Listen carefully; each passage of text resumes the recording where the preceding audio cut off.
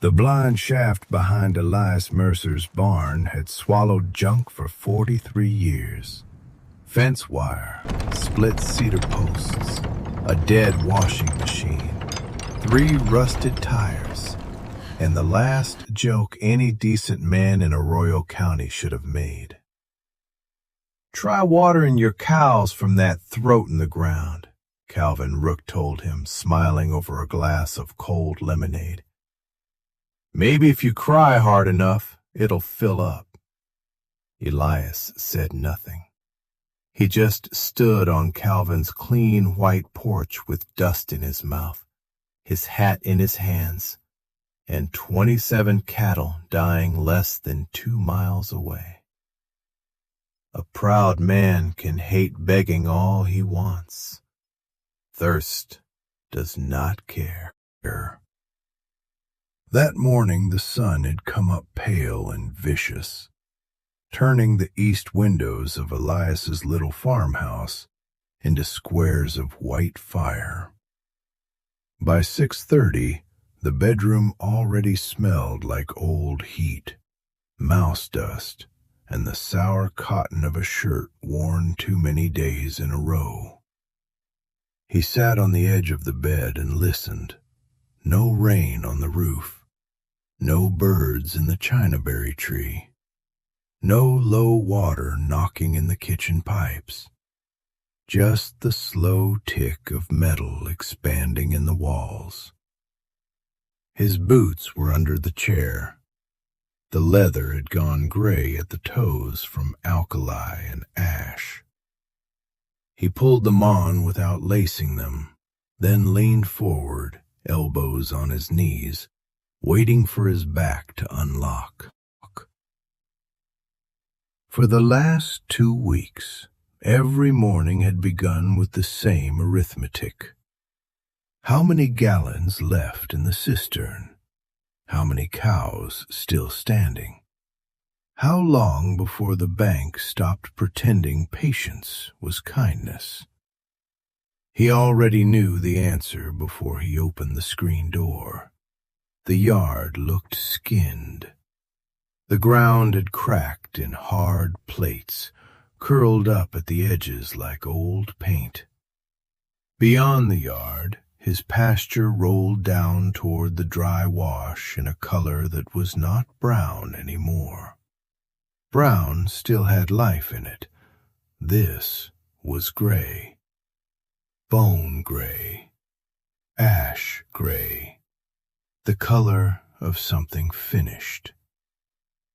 Elias crossed the field and bent to break a stalk of feed grass between his fingers. It snapped clean, then collapsed into dust. The wind took the powder before it could touch the ground. He looked toward the lower pen. The cattle stood in a tight, miserable knot by the empty trough. Their heads hung low. Their hides were dull. A red heifer kept licking the inside corner of the trough, not because water was there, but because memory was there. Elias walked to the old pump house. He already knew, but he needed to hear it again. He lifted the cover on the measuring pipe and dropped a weighted line down into the well. 10 feet, 20, 30, 40. The line kept falling. When the weight finally struck bottom, the sound that came back was not a splash, a small, dead tap. Dry pipe, dry cistern, dry ditch. There was one working water system left on that side of the county, Calvin Rook's. Calvin's father had bought the North Ridge back when land was cheap and drilling rigs were cheaper. He had punched a private bore almost 400 feet into the granite shoulder of the hills, then laid buried pipe down both sides of his property like veins. While the valley rationed, Calvin watered. While the valley sold off calves early, Calvin grew emerald hay under pivot sprinklers. Everybody knew it. Nobody said it out loud unless they needed him. And Elias needed him. He did not take the truck. The tank was almost empty, and a man about to beg should at least pay for the humiliation with his feet. The walk up the ridge took almost an hour. Heat hammered the back of his neck. Dust stuck to the sweat on his face until his skin felt sanded raw.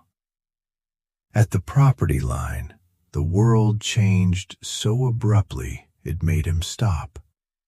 On Elias's side, the road was powder and dead thistle. On Calvin's side, the ditch ran full. Clear water slid through a concrete channel, flashing in the sun, making that easy little talking sound water makes when it has never had to defend itself. Elias looked at it too long.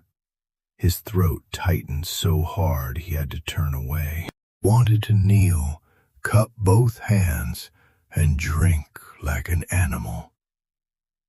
Instead, he wiped his mouth with the back of his wrist and kept walking. He was not there to steal. He was there to make a deal. Calvin's house sat at the top of the lane, a long white place with green shutters, porch fans, and hanging baskets that should have been illegal in a drought. Sprinklers ticked in perfect arcs over the lawn. Tick, tick, tick. Water glittered through the air and fell on grass nobody ate. Elias climbed the porch steps and saw his own boot prints blooming dusty on the painted boards. The screen door opened. Calvin Rook came out holding a tall glass of lemonade with 3 cubes of ice floating at the top. He was a broad man, heavy through the chest, clean-shaven, dressed like heat was something that happened to other people. He looked Elias up and down. "Well," Calvin said, "you look rode hard." Elias swallowed. His tongue felt too big for his mouth. "My north well quit," he said. "The cistern's empty. I need water for the herd." Calvin leaned against the porch rail. The ice clicked against the glass. "How much?" "1 tanker today. Maybe 1 tomorrow. Enough to keep them alive until I can move some out. I'll pay you after the sale." Calvin stared past him toward the valley, where Elias's land lay flat and pale under the sun. Then his face rearranged itself into something that almost looked sympathetic. "Elias," he said, "water isn't neighborly anymore. It's operating capital." Elias felt his hands close. Calvin kept talking. "My pumps are running 18 hours a day. My hay is contracted. My cattle are booked. I start handing out water because somebody's granddaddy dug shallow. I put my own place at risk." "I'm not asking you to hand it out." "You're asking for credit." "I'm good for it." Calvin gave a small laugh, not loud. That made it worse. "Good for it with what? You've been carrying bad notes for 3 seasons. Your cows are losing weight by the hour. By auction day, the sale barn will pay you hide and bone." Elias lifted his eyes. It would have been easier if Calvin had hated him. Hate had shape. Hate gave a man something to push against. This was worse. This was a man standing in the shade, explaining the math of another man's ruin. "So you'll let them die," Elias said, "with water running in your ditch." "I'll protect what's mine." Calvin took a sip of lemonade. A drop slid down the glass, fat and cold, and fell to the porch between them. Then Calvin glanced toward the south end of Elias's property, where a thin line of scrub marked the ravine behind the barn. A little smile pulled at his mouth. "You still got that old throat back there?" Elias said nothing. "The one your uncle blasted before he lost his shirt. The one everybody said was cursed." Calvin lifted the glass in a mock toast.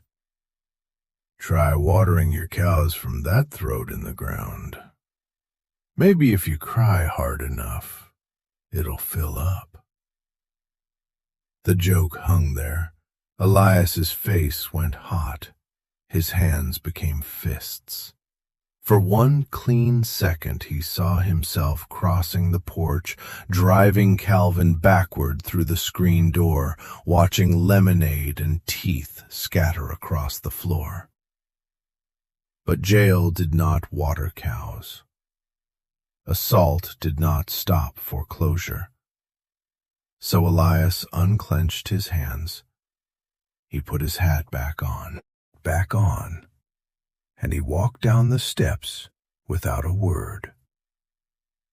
Calvin called after him, "Better call the render man before the heat does it for free." Elias kept walking. By the time he reached his own fence line, the anger had changed. It was not fire anymore. Fire burned out.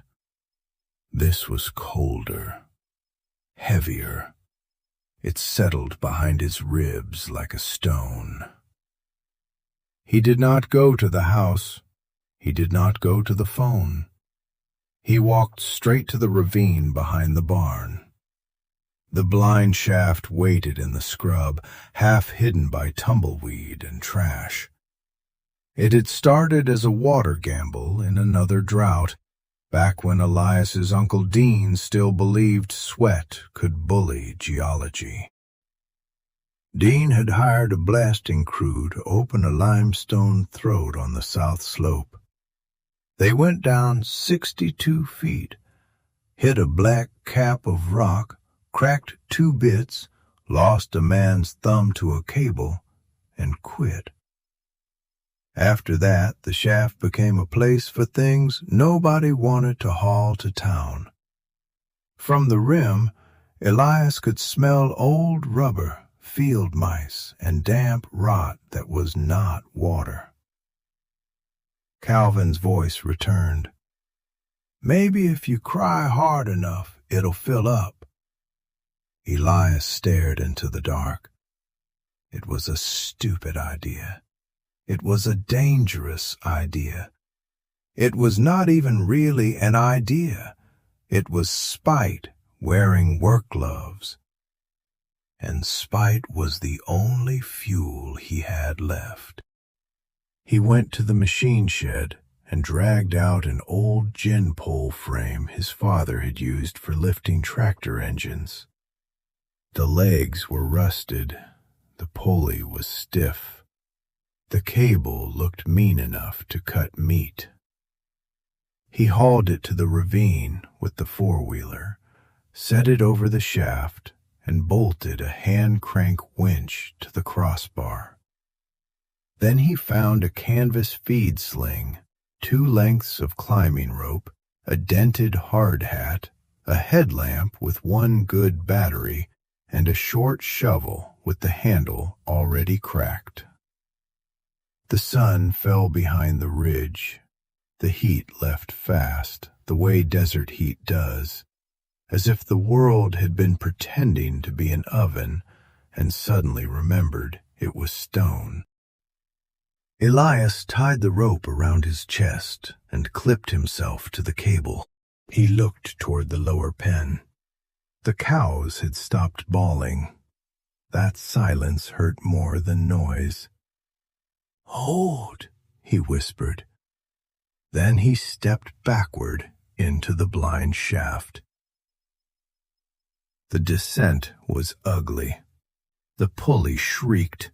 Loose grit slid down his collar. His boots scraped the wall, knocking chips of limestone into the dark below. 10 feet down, the air changed. It lost the sun. It lost the wind. It became cold and close and sour. At 40 feet, his breath shortened. At 50, the beam of his headlamp caught the junk pile at the bottom. At 62, his boots landed on twisted wire, rotted boards, and the crushed metal shell of the washing machine. He stood there a moment, listening. Up above, the rim was a gray circle smaller than a bucket lid. Down below, there was only the sound of his own breathing. He started clearing. First came the tires, then the wire, then splintered posts swollen with old moisture. He filled the sling, cranked it up, climbed out, dumped the load, and went back down. Again, and again, and again. The night deepened. Stars appeared over the rim and vanished when he bent to dig. His palms blistered before midnight. By 1, the blisters had opened. By 2, he had wrapped his hands in strips torn from his shirt and kept going. He found bones at the bottom. Rabbit, probably. Maybe dog. He did not look long. He did not look long. By 3:30, the trash was out. The floor of the shaft was exposed. Elias dropped to his knees, too tired to stand. He pressed his wrapped hand to the dirt. It was not powder. The earth under the junk was cold, dense, almost greasy. He dug with the shovel until the blade struck something hard. Not the hollow clank of scrap, not stone chips. A deep, black, ringing sound. Basalt. The same cap that had stopped Dean Mercer decades before. Elias leaned close. At first he thought the tremor was his own blood beating in his ears. Then he held his breath. There it was, a faint, steady thrum under the rock. Not shifting earth, not imagination. Pressure. Something moving on the other side. Water. He laughed once, but it came out broken. Then the laugh died, because the truth arrived right behind it. Water under rock was not water in a trough. A secret under 62 feet of dirt still did not save a single cow. He climbed out at dawn. His legs shook so badly he had to crawl from the rim. The sky was brightening to that cruel white again. The first sound he heard was a low, dry moan from the pasture. The red heifer was down. Elias got to his feet. He should have called the bank. He should have called the county emergency office. He should have sold the whole herd for whatever the road buyers would give him. Instead, he looked at the ravine, then at Calvin's green ridge, then back at the shaft. "No," he said. In the back of the machine shed, under a tarp full of mouse nests, sat an industrial compressor he had bought cheap after a highway crew auction. Beside it lay a 60-pound pneumatic breaker with a chisel bit blunt enough to shame him. It took 2 hours to drag the compressor to the ravine. He patched cracked air hose with clamps, wire, and language his mother would not have forgiven. He poured the last good diesel from the farm tank into the compressor and prayed the engine would start. It did. The machine bucked, coughed black smoke, then settled into a brutal clatter. Elias lowered the breaker into the shaft, climbed down after it, and dragged the heavy tool into position over the basalt. The space at the bottom was too small for fear. He braced one boot against the wall, wrapped both torn hands around the handles, and squeezed the trigger. The breaker came alive like an animal. The sound in the narrow shaft was unbearable. It did not echo so much as attack. It punched through his skull. Dust exploded around his face. Chips of black rock cut his cheek. Vibration crawled up his arms and bit into his shoulders. He lasted 20 seconds before he had to stop. Then 20 more. Then 30. The chisel jumped, skidded, caught, and bit. A crack appeared. Thin, white, almost pretty. Then another. Elias dropped to one knee and shone the headlamp close. Something breathed through the crack, not water, mist, cold enough to sting his skin.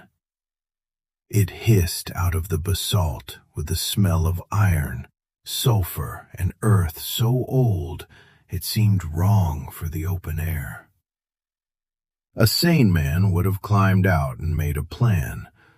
Elias had been sane yesterday on Calvin Rook's porch while a rich man laughed over ice. That had not helped him. He stood the breaker in the center of the cracks. His whole body trembled. "Come on," he said. He squeezed the trigger again. 1 strike, 2, 3. On the 4th, the floor broke. The shaft roared. A black column of water slammed upward and hit Elias in the chest so hard it threw him against the wall. The breaker kicked sideways and disappeared under the blast. His headlamp went dark. Freezing water filled his mouth and nose. He choked, clawed at the wall, and found nothing but slick rock. The water rose with terrifying speed.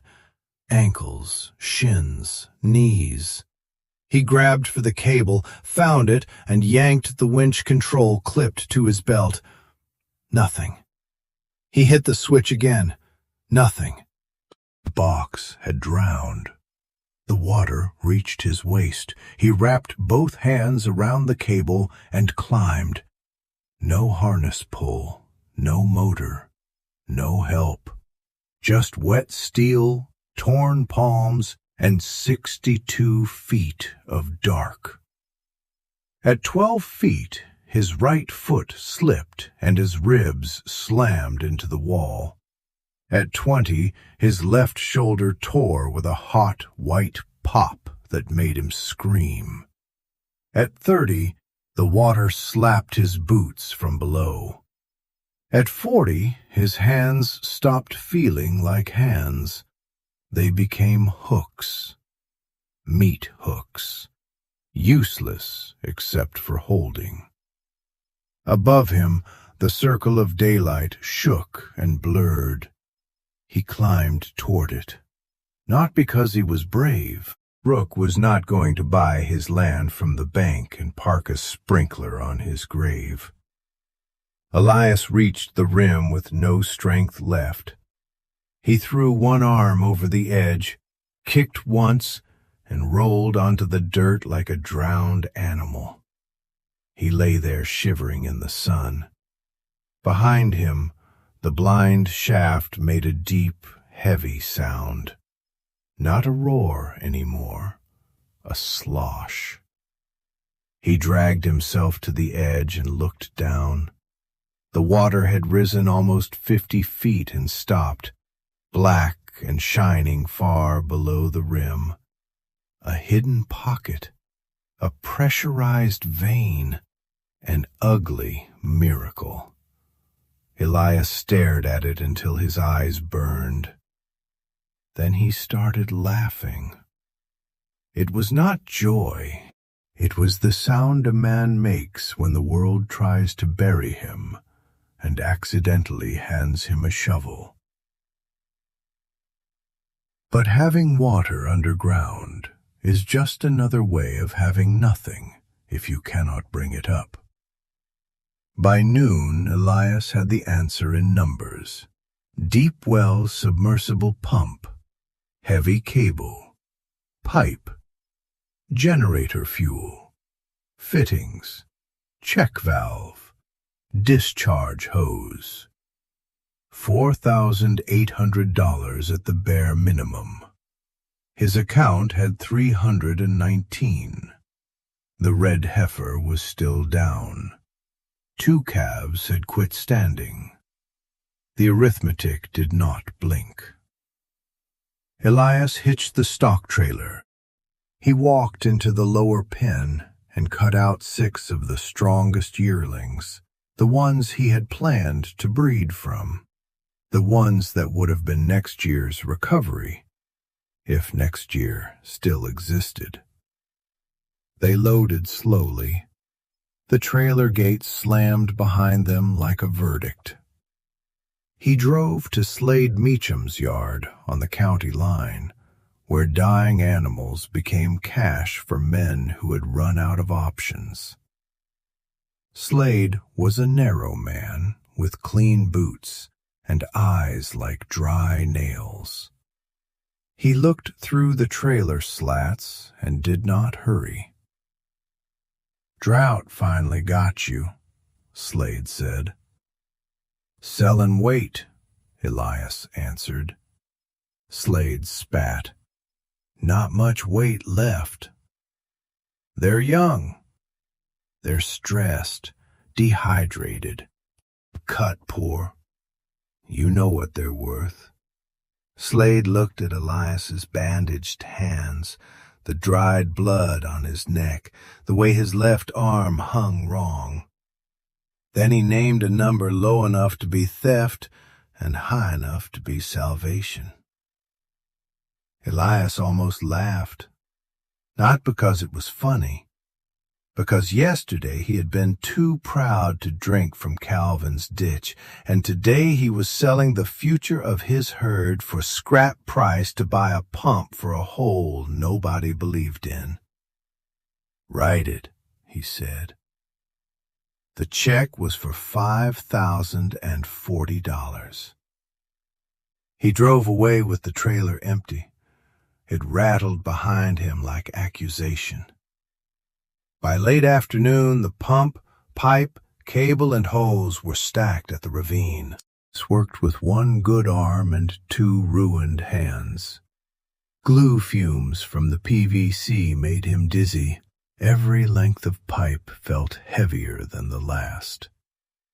He lowered the pump into the water by inches, tied the cable to a cedar post, and ran the discharge hose toward the dry ditch that led to the lower pen. The sun dropped red behind the hills. The compressor was silent now. The new generator waited. Elias gripped the pull cord, braced one boot against the frame, and yanked. Nothing. He yanked again. The engine caught, sputtered, nearly died, then broke into a hard, steady roar. For 10 seconds the hose lay still. Then it twitched, It kicked once. A blast of air coughed from the mouth, and the blind shaft gave up its first water. It came out black, not brown, black, thick with pulverized rock, dead clay, and the old mineral stink of the sealed earth. It hit the ditch and tore through the dust like spilled oil. Elias stood in it. He did not move. The black thinned to charcoal, then gray, then a cloudy, flashing silver. Then the water ran clear enough to show pebbles rolling underneath. It rushed downhill in a fast, muscular stream. The cattle smelled it before they saw it. They lifted their heads. The red heifer tried to stand, failed, then tried again. When the water reached the trough depression, the herd came in a broken, staggering wave, crowded each other, shoved, slipped, plunged their muzzles into the muddy rush, drank too fast, coughed, and drank again. Elias sank to his knees. He cupped the water in his bandaged hands and drank. It tasted like iron, clay, and blood. It was the best thing he had ever put in his mouth. He woke the next morning in the ditch. His clothes were stiff with mud. His shoulder had swollen until his shirt sleeve cut into the skin. The generator still hammered by the ravine, loud enough to shake the fence wire. A truck engine rolled into the yard. Elias pushed himself upright. Calvin Rook stepped out of a silver pickup, clean as a church plate. He stood near the ravine, looking at the pipe, the hose, the running ditch, and the black water stain carved into the ground. The smile was gone. He came down the slope carefully, as if the dirt itself might accuse him. "Elias," he said, "heard the motor from my place." Elias said nothing. Calvin looked at the water. "You hit artesian pressure?" "It's water," Elias said. His voice sounded like gravel. "On my land." Calvin rubbed the back of his neck. "About yesterday." There it was. Not regret. Calculation, looking for a clean shirt. "Tensions were high," Calvin said. "Everybody's stretched thin. I said something I shouldn't have." Elias spat mud into the grass. Calvin's eyes flicked toward the pump line. "You'll want to be careful drawing from that depth. County may need to classify the source. If that pocket connects to the ridge bore, and you pull heavy volume without metering, it doesn't connect to your lawn." Calvin stiffened. "I'm talking about shared resources." "No," Elias said. "You're talking about fear." He stepped closer. His left arm hung useless. His right hand was wrapped in gauze, soaked through with rust-colored water and fresh blood. His face was cut and bruised and gray with dried clay. Calvin took half a step back before he could stop himself. Elias noticed. "You told me to water my cows from the throat," Elias said. Calvin opened his mouth. Elias raised one ruined hand. "Now the throat talks back." The generator thudded behind them. Water rushed past their boots. Elias leaned in. You keep your ridge. Keep your porch fans. Keep your lemonade. But do not come down here pretending county law is neighborly concern. Calvin's jaw tightened. We are neighbors. Elias looked at the fence line between their properties. No, he said, we share a boundary. A boundary is what you learn after a neighbor lets your animals die. Calvin held his stare for a second. Then he looked away first. He walked back to his truck without another word. Elias watched the silver pickup climb the ridge. Did not feel victorious. Victory should have been warm. This was cold and loud and smelled like sulfur. The blind shaft had saved him. It had also taken payment.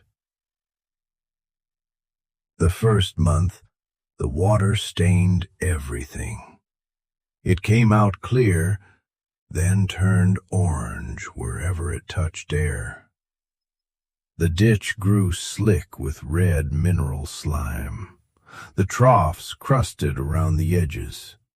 The white enamel sink in the farmhouse became permanently striped, the color of old blood. His clothes smelled of rotten eggs and hot pennies. Winter wheat could not handle it. The roots burned. Leaves yellowed. Elias ripped out what failed and planted what would survive. Forage sorghum, salt-tolerant barley, coarse alfalfa with stems like wire. Ugly crops. Hard crops. Crops that did not ask for sweetness from the earth. The farm changed shape around the water. He bought used dairy tanks at auction and set them along the ravine. Then bigger tanks. Then 2 black steel tanks from a closed oil lease, each one taller than his house. He welded pipe, installed filters, rebuilt pump seals, learned flow rates and mineral loads and how much diesel it took to move 1,000 gallons from 50 feet down. The machine never really stopped. Thud, thud, thud. The sound crossed the valley morning and night. People complained. The county inspector came in a clean truck with a clipboard and a face arranged for authority. He sampled the water, measured the draw, studied maps, and frowned because the hidden pocket did not behave like the documented aquifer. It sat under a sealed basalt cap, under Elias's land, outside every neat line on the county's forms. Unclassified, isolated formation, the inspector muttered. Elias said, That means mine? The inspector did not like the word, but he did not say no. Calvin filed complaints for noise, for runoff, for odor, for unpermitted storage. Some were anonymous, but Elias knew the handwriting of a frightened man, even when it came typed. Each complaint cost Elias time and money. Each complaint taught him to keep records, receipts, pump logs, gallons, diesel, filter replacements, tank levels, lab sheets, inspection letters. He became a farmer made of ledgers. He stopped attending church suppers, stopped going to town unless he needed parts, stopped answering when people joked that he smelled like a struck match. His shoulder healed wrong. He could not lift his left arm above his ribs. His hands scarred thick, crossed with pale cable lines that tightened in cold weather. He bought cattle bred for dry country, hard black crosses with big feet and mean eyes. They drank mineral water and ate iron-fed sorghum. They did not win ribbons. They gained weight. That was enough. Year by year the place became less like a farm and more like a fortress. Steel tanks, locked valves, gravel lanes, rust on everything. A deep pump beating underground like a second heart. And through all of it, Elias remembered the sound of ice in Calvin Rook's glass. Not every day. Only on the days when a pump bearing failed in sleet, or a filter screen clogged at midnight, or his shoulder woke him before dawn, or the bank manager suddenly became polite because the account was no longer empty. The memory did not burn. It hardened. It became a dark little stone in the center of him. He did not plan revenge. Men with spare time. Elias had valves to check. 21 years passed. The valley lost its softness first. Spring rains came late, then not at all. Winter snow stopped clinging to the ridges. The dry wash stayed dry. Wells that had never missed began pulling sand. Families with names painted on mailboxes for 3 generations sold off tractors, then fields, then the houses themselves. Auction signs bloomed like weeds. Calvin Rook's ridge stayed green longer than most. Of course it did. Money lets a man buy time and mistake it for mastery. But the green became thinner. Corn became hay. Hay became stunted millet. Stunted millet became bare pivot circles and debt. Elias watched from the ravine while his black tanks filled and emptied, the blind shaft still pulsing below the basalt. He was an old man by then, late 60s, bent back, white hair flattened under a sweat-stained hat. Left arm tucked close, mostly useless. Right hand thick as a root. But his farm stood. Not pretty, not clean, not loved. Standing. In August of the 21st drought year, a truck rolled into his lane. It was not silver anymore. It was a faded blue pickup with mismatched tires and a cracked windshield. It stopped outside the iron gate Elias had built after 2 men tried to siphon a tank at night. Calvin climbed out slowly. The years had taken the size out of him. His shoulders had dropped. His face had gone mottled and loose. The clean confidence that once filled his porch was gone, rubbed away by sun, debt, and bad water reports. Elias walked to the gate and waited. Calvin removed his hat. Elias. Calvin. Silence stretched. The pump thudded behind Elias, steady as a verdict.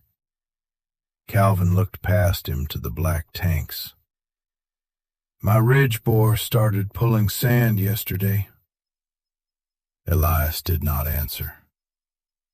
I switched to the deep line. Pressure's gone. I'm getting enough for the house and not much else. Wind pushed red dust across the gate. I've got 200 feeder calves on the north lot, Calvin said. They're near finish. If they drop weight now, the bank takes the ridge. There it was. Not a joke, not a toast, not a man in shade. A man at a gate with dry mouth and nowhere else to stand. I need water, Calvin said. Elias looked at him. For 21 years he had imagined this moment in sharper colors. He had imagined laughing. He had imagined pointing toward the old shaft and telling Calvin to cry into it. He had imagined the exact shape of humiliation coming back around. But now that Calvin was there, shrunken and dusty, Elias felt no joy. The stone in his chest remained cold. That was all. How much? Elias asked. Calvin blinked, surprised by the business of it. A tanker a day, maybe 2. Until I can move the herd. I'll pay county rate. County rate is for county water. 2.5 cents a gallon, Calvin said quickly. That's fair. Elias rested his scarred hand on the gate. My water is 7. Calvin stared. 7 cents? Elias, that's nearly triple. Yes. That would take my margin down to nothing. I'm not selling your margin. Calvin's mouth tightened. For a second, the old man on the porch came back, offended that the world had forgotten his rank. Then fear swallowed him again. We're neighbors, he said. Elias leaned slightly against the iron bars. No. Calvin looked down. Elias continued, calm as a ledger. You bring your tanker to the lower valve at 6 in the morning. Certified check before the hose opens. You pay for every gallon you pull. If you're late, the valve stays locked. If the check is short, the valve stays locked. If you send a lawyer instead of a truck, the valve stays locked. Calvin's lips moved like he had another argument. Nothing came out. The pump beat once, twice, 3 times. Finally, Calvin nodded. 7 cents, he said.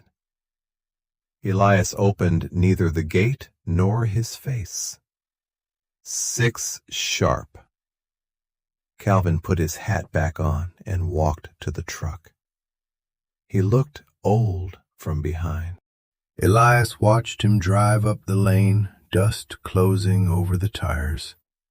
Still no joy. Only the dull ache in his shoulder. Only the pump. Only the smell of hot iron from the tanks.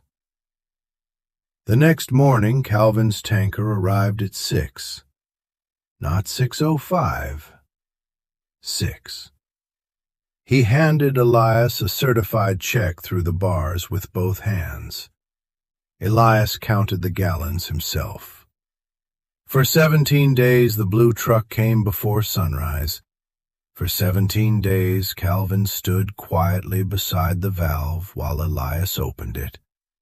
For 17 days, water that smelled like sulfur and old metal filled Calvin's polished tanker and rolled uphill to the dying ridge. By the end of the month, Calvin sold half his herd and kept the land out of foreclosure. Barely. He never thanked Elias. Elias never asked him to. Some men would call that revenge. It was not. Revenge has heat in it. Revenge wants a witness. Revenge wants the other man to know exactly where the knife came from. This was colder than revenge. It was pricing. The earth had charged Elias in shoulder, skin, cattle, sleep, marriage prospects, town respect, clean sinks, and 21 years of listening to a pump beat through the walls. When Calvin came to buy what Elias had paid for, Elias simply passed along the cost. That winter, the drought finally broke. Not gently. Storm rolled over the county in the middle of January and tore the sky open for 3 days.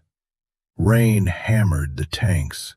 Water ran in the washes. The valley ditches filled brown and wild. Men stood on porches watching the sky like forgiveness might fall out of it. Elias stood by the blind shaft with his coat pulled tight, rain running from the brim of his hat. The old hole gurgled below him. For the first time in years, the pump was off. The silence should have felt peaceful. Instead, it felt like a room after a funeral. Elias placed his scarred hand on the wet steel pipe. The metal was cold. Below the basalt, he imagined the hidden pocket breathing in the dark, not grateful, not generous, not cruel, just there, waiting for the next man to mistake survival for ownership.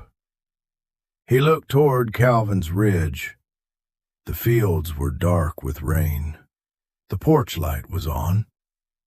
Then he looked back at his own land. Rusted tanks, scarred ditches, hard cattle under a shed roof, a farmhouse stained orange at every drain, a man who had won and been carved down into the shape of winning. The blind shaft had given Elias water, but it had not given him back the man who climbed down there. That man died somewhere between the first crack in the basalt and the 17th certified check. Elias did not mourn him much. There was work to do. He wiped rain from his face, turned toward the machine shed, and started walking.